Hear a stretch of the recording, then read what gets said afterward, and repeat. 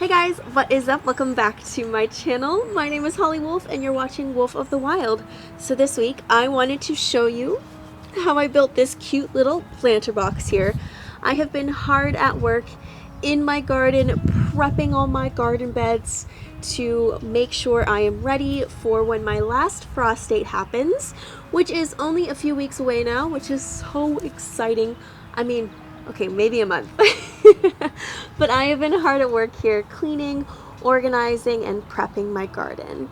In today's video, I'm going to kind of walk you through how I made this. Not really walk you through because, you know, I had to I had to deal with my puppies all day.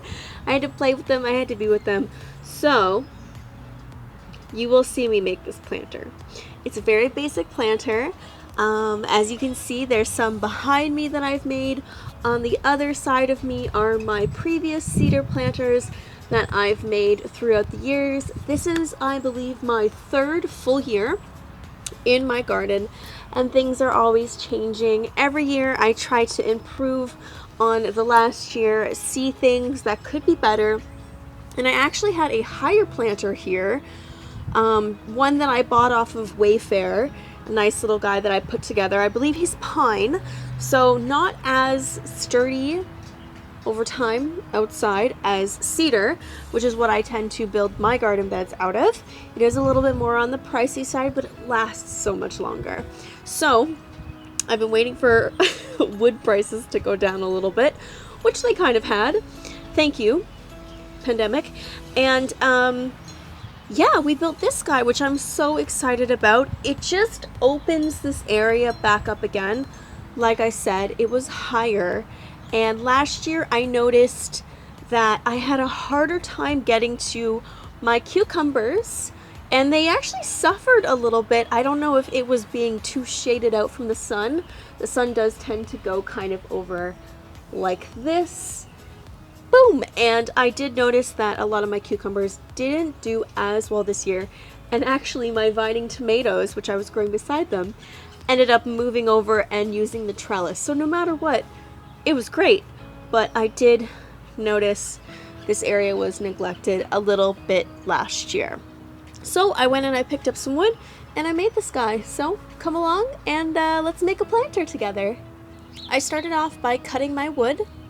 Of course, I measured everything out previously and I made sure that I double measured, and I went ahead and cut some supporting posts out of 4x4, 4x4s, 4 lol, 4x4s, and those are used for the corners of my planter.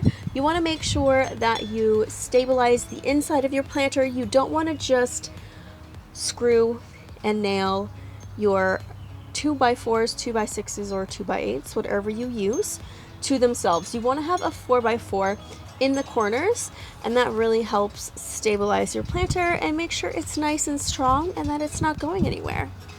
Once I got all my pieces cut, I just assembled it together. I also made sure that I pre-drilled my holes into my 2x8s. This way your wood doesn't split, which can of course happen, especially with your thinner wood. And yeah, I just pre-drilled all my holes, and then I drilled all of my screws into my 4x4s, made sure it was nice and sturdy, and that's basically done. This planter is super simple.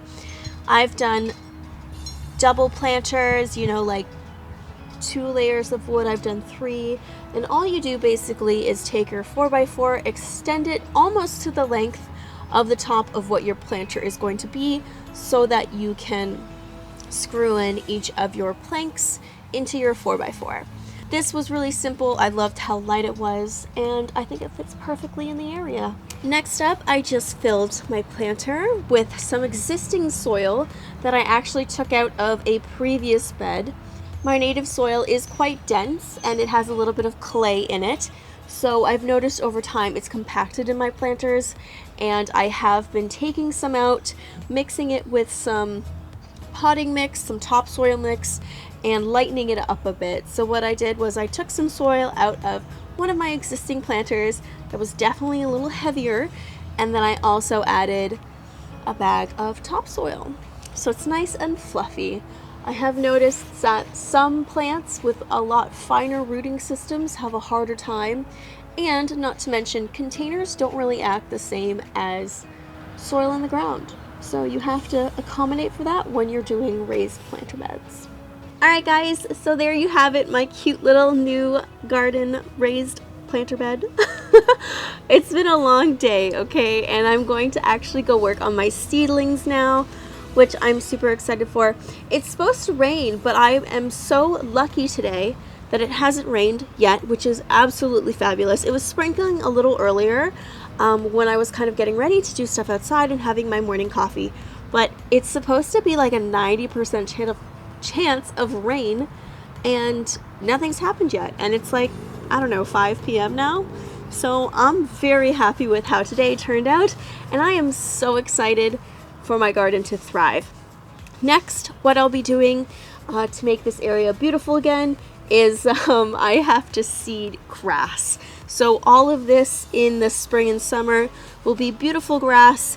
I am going to have to like rake up the soil a little bit, spread my grass seed, water it in, keep it nice and watered, and hopefully soon this area will be awesome and green again. I have moved 6 planters in here. I have moved things around heavily this year, so there's no grass left.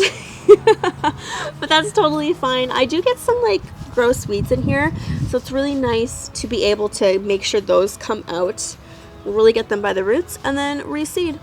Anyways guys, thank you so much for watching. I hope you enjoyed this video, and let me know if you are going to build yourself some planters this season, some raised garden beds.